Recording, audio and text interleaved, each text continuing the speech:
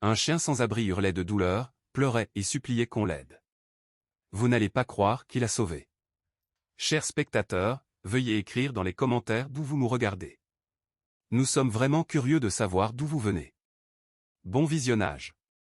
À la périphérie d'une grande ville portuaire, là où le trottoir se terminait et où commençaient les zones industrielles abandonnées, vivait une berger allemand sans abri nommé Lyra.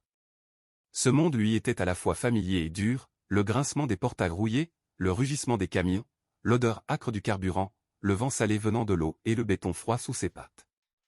Elle vivait ici depuis si longtemps qu'elle ne se souvenait plus de ce que signifiait faire confiance aux humains, et si elle avait un jour eu un foyer, il s'était dissous dans sa mémoire, ne laissant que la prudence et un regard méfiant.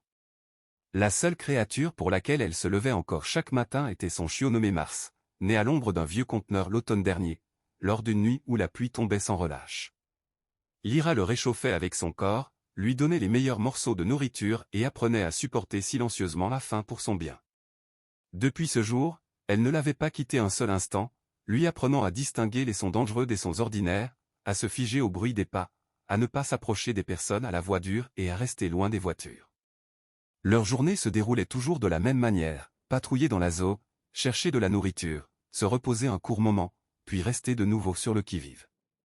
Le long de l'ancienne base de réparation s'étendait une haute clôture métallique, tordue et rouillée par endroits, mais encore solide, et Lyra menait toujours Mars le long de celle-ci, sachant où il pouvait se faufiler et où il valait mieux contourner. Ce jour-là, le ciel était lourd et gris, l'air pesait bas, et la fine pluie rendait le métal froid et glissant. L'odeur de nourriture apparut soudainement, forte et persistante, comme si quelqu'un l'avait délibérément jetée au vent.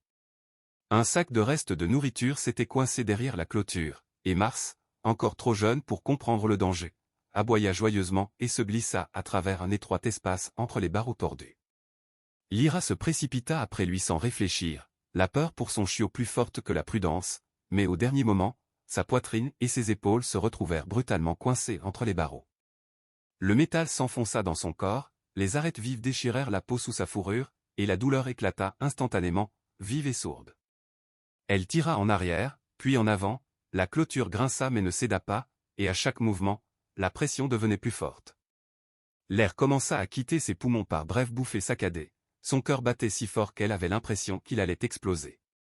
Lyra était coincée pour de bon, incapable de s'appuyer sur ses pattes ou de tourner la tête, le métal froid comprimait sa poitrine, et chaque respiration devenait un combat. La pluie ruisselait sur son museau, des gouttes frappaient ses yeux, ses pattes s'engourdissaient peu à peu, et son corps tremblait de tension et de froid.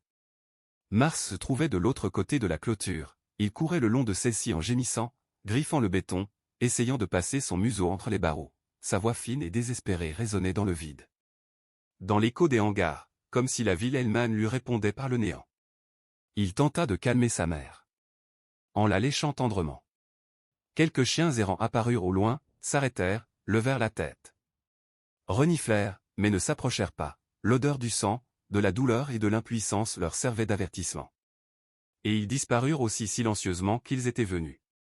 Le temps s'étira, la pluie continua de tomber, les forces déclinèrent. Chaque tentative de mouvement ne faisait qu'intensifier la douleur, et Lyra cessa peu à peu de lutter, réalisant que la résistance ne faisait qu'accélérer à faim. Elle baissa la tête, pressa sa joue contre le métal froid et humide, et regarda Mars d'un regard lourd et calme, dans lequel il y avait l'acceptation et une supplique silencieuse de continuer à vivre, même si elle-même ne serait plus là. Mars ne s'éloigna pas un seul instant. S'allongeant sur le béton, se relevant en bondissant, sa voix devenant rauque, la soif brûlant sa gorge.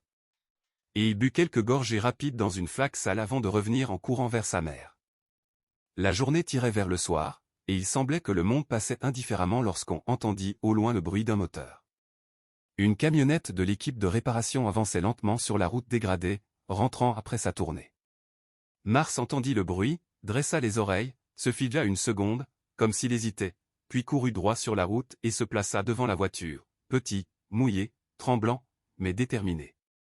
Le conducteur freina brusquement, un autre homme descendit, et lorsque le chiot gémit et repartit vers la clôture en se retournant sans cesse, les hommes comprirent qu'il les appelait.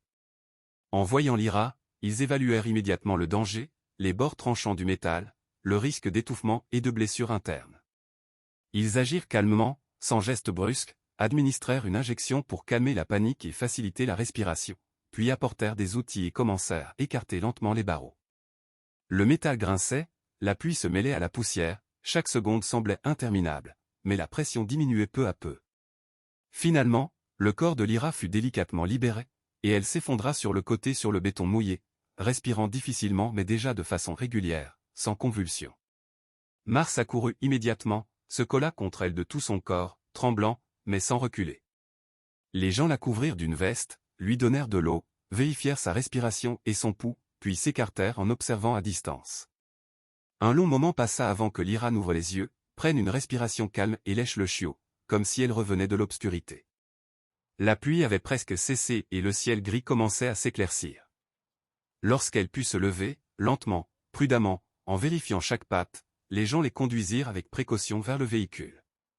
Lyra jeta un dernier regard à la clôture, puis à Mars, et fit un pas en avant.